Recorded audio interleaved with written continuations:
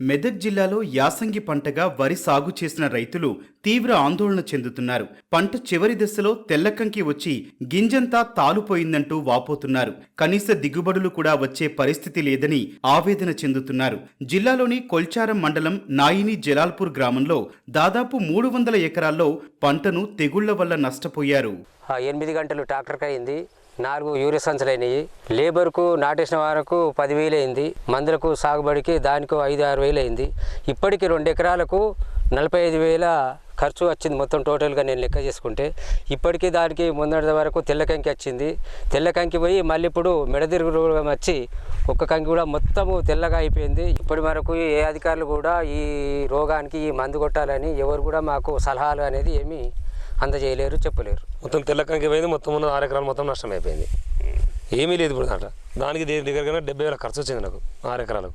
ఇప్పుడు కోసిన మిషన్ పైసలు కూడా రావు నాకు. ఇప్పుడు పంట ఎదిగే సమయంలో ప్రతికూల వాతావరణ పరిస్థితుల ప్రభావంతో మెడవిరుపు, మొగిపురుగు ఆశించడంతో కంకులన్నీ తెల్లగా మారి గింజలు తాలుపోయాయి.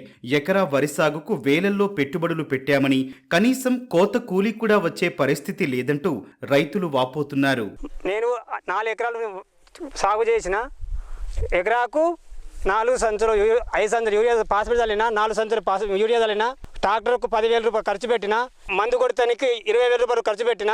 ఒక్క ఇత్తు కూడా వచ్చేటట్టు లేదు, ఇబ్బంది పరిస్థితిలో ఉంది. ఒక ఎకరాకు కూడా 1 క్వింటలు వడ్లు కూడా వచ్చే పొజిషన్ కూడా లేదు. ఇప్పుడు నేను 3 ఎకరాలు సాగు చేశాను. 5 ఇత్తులు వెళ్ళాయి నాకు. 1 ఇత్తు కూడా నాకు వెళ్ళది, మొత్తం లాస్. జిల్లాలో సాగైన వరి పంటను మెడవిరుపు, మొగిపురుగు ఆశించడంతోనే కంకులన్నీ తెల్లగా మారాయని వ్యవసాయ అధికారులు స్పష్టం చేశారు. అయితే నారు దశ, నాటు దశ నుంచే వీటి నివారణకు ముందు జాగ్రత్తలు తీసుకోవాల్సి ఉంటుందని తెలియజేశారు. కంకి దశలో తెగులు తీవ్రమయ్యాక సస్యరక్షణ వల్ల పెద్దగా ఉపయోగం ఉండదని వివరిస్తున్నారు. వరి పంటలో ఉన్న మన మెదక్ జిల్లాలో మెడతొలుచు పురుగు రోగం వచ్చినందుకు మొత్తము కంకి అనేది విత్తనం పట్టకుండా మొత్తము తెల్లగా అయిపోయి ఇరిగిపోయి ఉన్నట్టు కనిపిస్తూ ఉంటుంది. ఒక 15-20% వరకు ఈ రోగం సూచినట్టు కనిపిస్తూ ఉంటుంది. నర్సరీ వేసుకునే టైంకు అక్కడి నుంచి నాటేసే టైం మధ్యలో మనకు ఈ నివారణ గురించి మనం చూసుకోవాల్సి వస్తుంది. మొగిపురుగు రావడంతో కూడా అది మన నర్సరీలో ఉన్న మనం నర్సరీ వేసినప్పుడు నర్సరీలో ఉన్న పంట ఆకుల కొనలో ఈ గుడ్లు పెడుతుంది. గుడ్లు పెట్టిన తర్వాత ఈ గుడ్లన్నీ కూడా పిల్లల దశకు మారిన తర్వాత ఇవన్నీ కూడా కిందికి సుడిలోకి వెళ్ళి సుడి పురుగులాగా తయారవుతుంది. నాటేసిన తర్వాత ట్రాన్స్ప్లాంటింగ్ అయిన తర్వాత నాటేసిన తర్వాత మనకు అప్పటికి రైతులు గమనించలేరు. అది ఎప్పుడు గమనిస్తారంటే మొత్తం సుడి నుంచి ఎండిపోయినట్టు మచ్చలు, ఎర్ర మచ్చలు కనిపిస్తున్నట్టు ఇది ఎండి తెగులు లాగా కనిపిస్తూ ఉంటుంది. ఇది మెయిన్గా ఇంకా కంకి రాకుండా చేస్తుంది.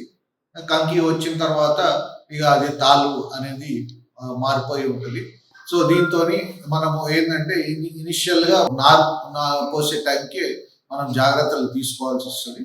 ఈ జాగ్రత్తలు మనం తీసుకున్నట్టుంటే మెడ తొలిచే పురుగు కానీ లేకుంటే ఈ సుడి పురుగు కానీ మొగ పురుగు కానీ ఇవి వచ్చే అవకాశం తక్కువ ఉంటుంది. యాసంగికి సంబంధించి చెరువులో పుష్కలమైనటువంటి సమృద్ధిగా వాటర్ ఉన్నాయని చెప్పి చెరువుల కింద వరి సాగు చేసుకున్నారు. ఈ వరి ఎప్పుడైతే పొట్ట దశకు వచ్చిందో పొట్ట దశకు వచ్చినప్పుడు తెల్లకంకి అనేటువంటిది ఆశించి ఆ విధంగా రైతులను నష్టపరిచింది. ఇక వారం రోజులైతే కోసుకుంటారు అనేటువంటి సమయంలో దీనికి మెడవిరుపు అనేటువంటి ఒక చీడపీడలు ఆశించి పూర్తిగా రైతులు నష్టపోవడం అనేటువంటి జరుగుతుంది.